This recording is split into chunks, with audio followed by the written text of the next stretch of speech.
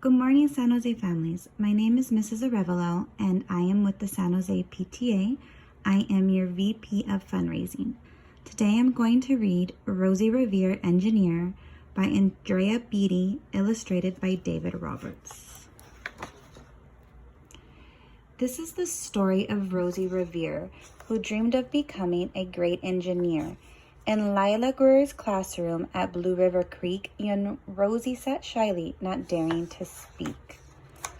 But when no one saw her, she peeked in the trash for treasures to add to her engineer's stash. And late at night, Rosie rolled up her sleeves and built in her hideaway under the eaves. Alone in her attic, the moon high above, dear Rosie made gadgets and gizmos she loved. And when she grew sleepy, she hid her machines far under the bed where they'd never be seen. When Rosie was young, she had not been so shy. She worked with her hair swooping over one eye and made fine inventions for uncles and aunts, a hot dog dispenser, and helium pants. The uncle she loved most was Zookeeper Fred. She made him a hat to keep snakes off his head, from parts of a fan and some cheddar cheese spray, which everyone knows keeps the pythons away. And when it was finished, young Rosie was proud, but Fred slapped his knee and he chuckled out loud. He laughed till he wheezed and his eyes filled with tears, all to the horror of Rosie Revere, who stood there embarrassed, perplexed, and dismayed. She looked at the cheese hat and then she looked away. "I love it," Fred hooted. "Oh, truly I do." But Rosie Revere knew that could not be true. She stuck the cheese hat on the back of her shelf, and after that day kept her dreams to herself. And that's how it went until one autumn day, her oldest relation showed up for a stay. Her great-great-aunt Rose was a true dynamo who worked building airplanes a long time ago. She told Rosie tales of the things she had done and goals she had checked off her list one by one. She gave a sad smile as she looked to the sky. "The only thrill left on my list is to fly. But time never lingers as long as it seems. I'll chalk that one up to an old lady's dreams." That night, as Rosie laid wide-eyed in bed, a daring idea crept into her head. Could she build a gizmo to help her aunt fly? She looked at the cheese hat and said, "No, not I." But questions are tricky and some hold on tight, and this one kept Rosie awake through the night. So when dawn approached and red streaks hit the sky, young Rosie knew just how to make her aunt fly.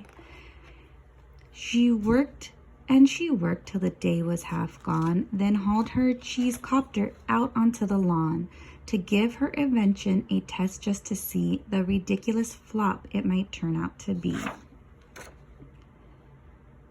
Strapped into the cockpit, she flipped on the switch. The helio cheese copter sputtered and twitched.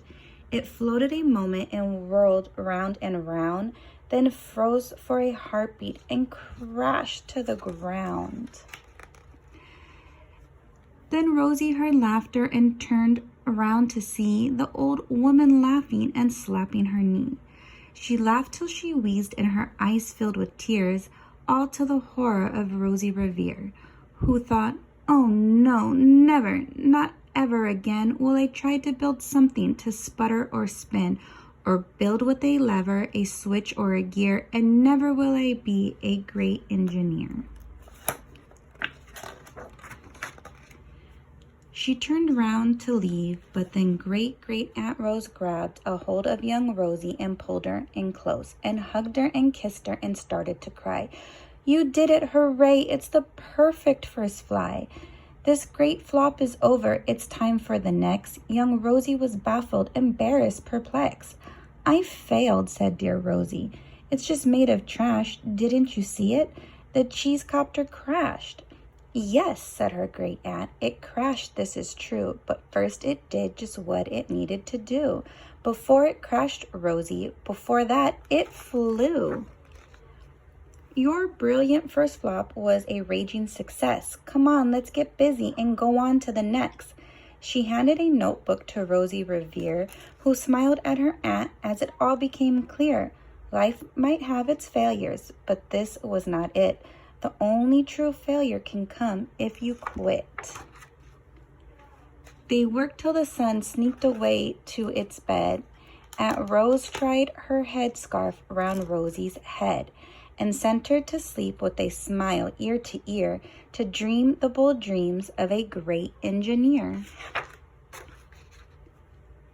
At Blue River Creek, all the kids in grade 2 build gizmos and gadgets and doohickeys too.